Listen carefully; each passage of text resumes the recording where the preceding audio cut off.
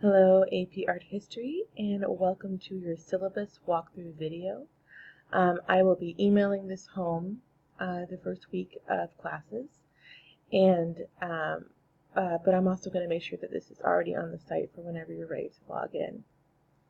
Okay, so this is the OMHS, and if you log into course materials, you'll see the syllabus.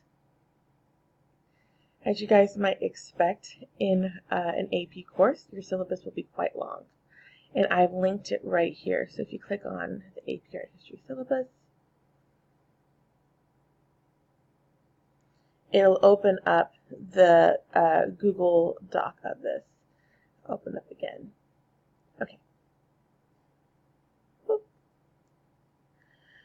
So your AP Art History Syllabus is a 20-page document. I don't recommend you print this off. It'll always be in that source. That's a lot of paper, but you'll see everything in here that is required of you. At this point, I'm recording this in August, so I don't yet know when our class connect time is or when our office hours time is. You'll see an updated version of this once you're watching the video. Okay, so this first page here is actually required by a college board. You can see the breakdown of where everything is. It might be a little bit off, but should you need to reference any of this information later, you can. So this next page here is a welcome as well as the course description, which if you signed up for this, you probably have an idea of what course you're taking. But we are, I like this right here, an online course that fosters an in-depth, holistic understanding of history from art, of art from a global perspective. So we are looking at art and the stories behind it around the world and through time. If you took my art appreciation course last year and attended any of those art history talks or lectures, that's kind of like an easier version of this. But I also went through the course of art history, so some of this information will be familiar to you, as well as the structure. This next section is contacting the teacher. I love email, so you can text me, but I often have a delayed response of responding with that. I always recommend that you email me, and my email is at the top, vmurphy@vavirtual.org. Course policies. So essentially, look at your calendar or your plan. Read the announcements. Complete all the lessons and assignments. I have an OMHS walkthrough that's going to pop up for Tuesday of the first week. If you watch that video, it goes into detail about how everything is broken down. And it'll be a little overwhelming at first. That's okay. We'll take a breath and understand that things do get easier as you go along. They get simpler and more straightforward.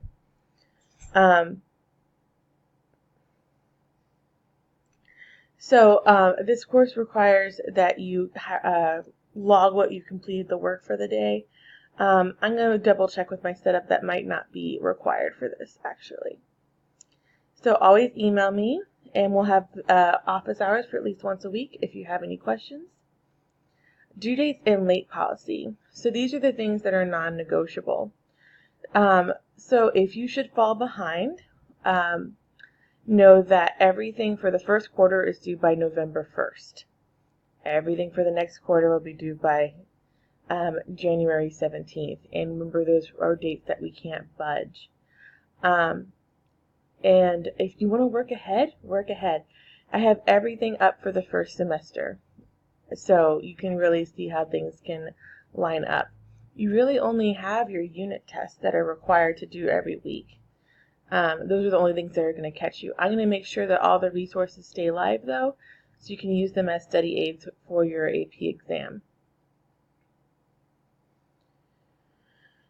So moving on here, Class Connect attendance is required for this course. It counts for 15% of your grade. You're going to have a short quiz after your Class Connect. This will be to your benefit that you come.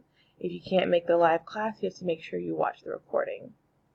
A big one here is cheating and plagiarism. You don't want to mess with this one, guys. No matter what, you end up with a 0 for the assignment, and I can't let you retake it. So that's really difficult. There's an updated integrity policy that the school is going to have. but this is something you don't want to mess with. Definitely just try your best, and it's always going to benefit you. I'd rather you send me in a crappy essay than a copied essay, if that makes sense. Let's see. Now in terms of the Dropbox, don't worry too much about that. There's a different thing. Most of our assignments here are going to be through MindTap and such. You guys are probably aware of your percentage of the grade right here. This course looks great on your resume or your transcript. I totally recommend that you make this course a focus. So if it's between having an A in here, having a B in a regular core class, you definitely want to shoot for having the A in here.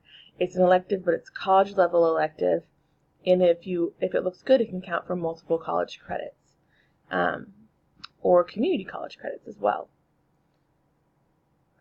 So this course does not have an SOL. We have our big exam for the AP exam, and we have essentially a semester and a final exam. But our policy is, and this is still true, if you have an A for the course, you get exempted from the exam. So once again, it works towards your benefit. So technology and support. Everyone here has been doing online classes for a while, or I think most of you have. But definitely those are some good hotlines. I can't help when it comes to your equipment and how to use that. If you have any questions on why a program isn't working, you might actually be better off to go to one of these sites. So we have a course textbook that's online for the MindTap, and see Engage Learning. So that's the MindTap one. There is a link to it in the course materials folder. And that's the one that's broken down. There's also study applications in here. Learning activities. We're going to be doing some one-on-one stuff, especially in the spring. See, and then we have learning outcomes for this course in this section, and then your minimum course requirements. So the minimum is to read, for example. The minimum is to watch. You will have to visit a museum for this, but we'll talk about that as we go on. That's a requirement of the course. But as we are in an online atmosphere, we can talk about ways to visit physically, but I know we're all from different parts of the state, so maybe we can arrange ways to do things virtually as well. Okay, so this is the breakdown of the course in terms of what counts for what. You can see attendance counts for a lot. Chapter quizzes count for the most. Your museum visit report counts for quite a bit as well. And then this next section really goes into the course outline. This is what you can also just see in OMHS already.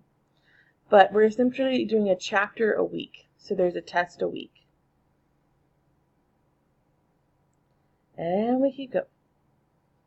And we keep going. After chapter 19 is our semester test. And then it kicks off again at chapter 20.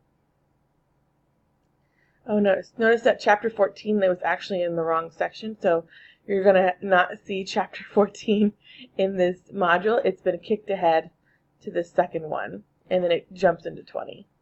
That's a funky thing. And gets all into this fun stuff. And then we have our semester 2 exam. Where we are, page 16 now. And these are just a list of references and the materials that they use. Not so exciting. Other samples, essay samples are really good to look at as well. You will be writing an essay for your AP tests. All right, moving to 20 of 20. So this right here is it's like the SOLs of college. So these are the big standard things that you guys have to learn from at the very end.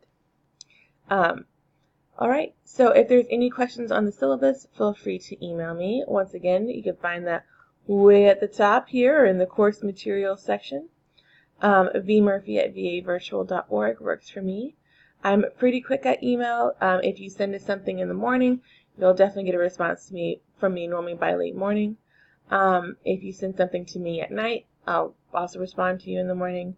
Sometimes in the afternoons too, depending on when you send it. I'll make sure to get it into you. But definitely within 24 hours. I'm always really good about that. I don't work on the weekends, so if you send something on Friday, we'll deal with it on Monday. And my suggestion to you guys is don't stress too much about anything. Everything can be dealt with in due time. Um, and I'm a good communicator, so if you're falling behind, if you're not aware of your progress in this class, I'll make sure that you're aware weekly of how you're standing if there's any issue. If you don't hear from me, that normally means things are pretty good. So I look forward to meeting everyone in person and seeing you guys in Class Connects and also in office hours. So I hope everyone has a great day.